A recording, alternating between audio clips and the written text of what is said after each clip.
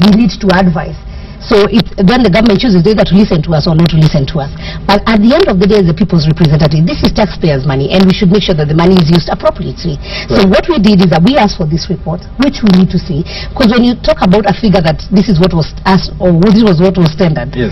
I have not seen that document. We have not seen the document. So this is, you don't know how true this information is. Okay. So unless the ministry now presents and says these are the documents, because we asked them and they say, how did you arrive at the last person, and they said they talked about the best bargain, because there was the issue of, yes, I'll tender and bring the equipment up to Mombasa. Others were, yes, I'll tender and take the equipment all the way to the district headquarters. And I think that's why, when they came to present to us, they said that's why we chose the Olive, because they were to deliver the equipment all the way to the district headquarters. So you look at the cost of insurance, the cost of the transport and everything from Mombasa, then of course then it's justified. But then that is just a reported speech. Yes. If we see the document, if we see the report of the people who went, then we can be able to advise the government. Yes. Okay. A lot of feedback on coming in from what we're discussing. Following up on the ECD and who should be in charge of that. Somebody says, surely, madam, how can you pay a diploma and certificate holder, ECD teachers who are being hired, 10,000 bob only? Having in mind the kind of work they do. As I said, they're hiring people. That's a question. That is the amount that most of these counties, but they are paying that amount. They're hiring for that amount, 10,000. And that's why my recommendation was, instead of having one county paying 10, another county even paying 3 or 4, it is good that we have TSC handling it, so that it is standard. When you become an ECD teacher, this is the amount of money, and these are, we also enjoy other benefits that even the other teachers enjoy. Something else coming in, that are we aware that the TSC receives about 300 million for teachers' professional development every year, but nothing ever happens on that front?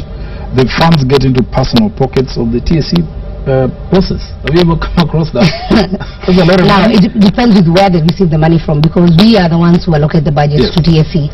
And I would tell you a lot of money that goes to TSC is about the salary. They actually get almost 42 billion, which actually goes to salary only. It is actually a lot of money. So it depends with whether they are receiving from outside bodies, apart from the government funding, and then the kind of trainings that they are meant to do. So basically that's an issue that we can have a look at. And I encourage Kenyans, if you have an issue and you feel that it's a pressing issue, it's important to do it formally. Because sometimes people just talk outside. But how should people reach you?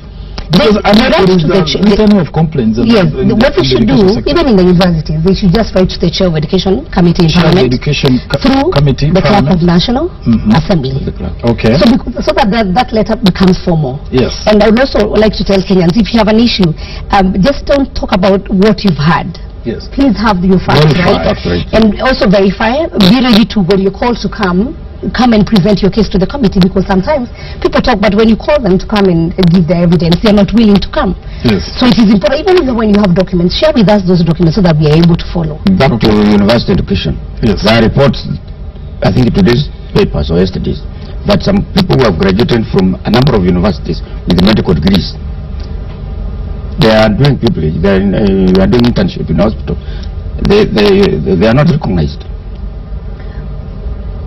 Just like they are the engineers. There was one report, I think 2 days ago, about graduates of a bachelor's degree in medicine.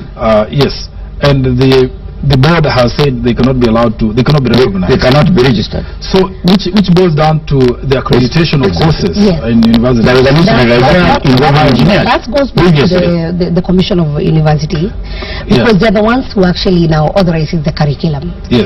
Like, I'll give an example of teaching, and I've been a teacher, you've been a teacher too. If you didn't get a C+, you cannot become a high school teacher. And so even if you go and now develop and even do your masters and you do not get a C+, so still now that has not been lifted. You still not be accepted by TSC.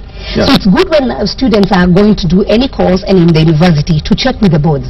And even to look for the qualifications that are needed, because I know there are even some qualifications that you're not allowed even to bridge. There are some qualifications, even some of these professionals, you didn't get an A or a B. Even if you do go and do them in another university which might accept you with your C+ or with your B-, then you'll still not be accepted. Because the board has, they already have their own requirements. So it's important for our students, before And actually now the Commission of University Education should now crack down on these universities, because our education become a business. Because why should a university take a student through 4 years and offer a course that they're not going to actually qualify even to practice it? Yes. So that is actually illegal, and if anybody's aggrieved should come, because we need to deal with the universities with each unique case. Yeah. The capacity of the universities to absorb teachers, professors, lecturers, there seems to be a lot more universities out there than the capacity of the lecturers to cover these universities. Yeah. So that people are basically writing in courses. I mean, they never come, they cancel classes last minute because they were stuck in Kisii. They were trying to travel to Nairobi to give a parallel course. I know a student, I saw a student who came here for internship. Yeah. She was doing journalism, and she was staying for a whole year. They were taught by one person. But are these students complaining? The trouble is, I think they're not academic. And then secondly, the academic registrars or people charged with this responsibility in those universities are covering for the same lecturers. Yeah. There's collusion. Lecturers are not performing, but students have no access. And they have no teach. Yeah. They give even email classwork and so forth, and at the end they are awarding people degrees. I think it's a reflection of our society, because you know, the government, when we talk about the government is everywhere, because I am representing, the government, I'm representing you, so where you are the government, and I think we should be getting this feedback. When we have then lecturers who are not coming to school, and they are being paid, and the students have not been paid by 2 universities, and they're teaching none. Because that was the biggest challenge we even had with the primary school teachers, who are asking for promotion, who have done even masters.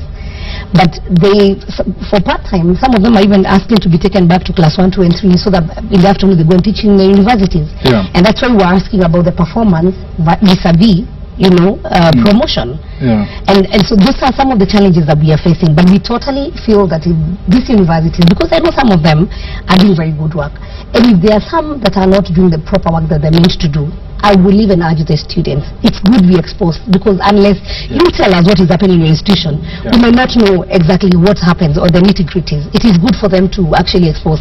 If you paid for this much, you should demand to get quality back. But do you also then have students who just want to have a certificate, but you don't care whether you got the skills or not? But of course, students do these days. How many students? That's then.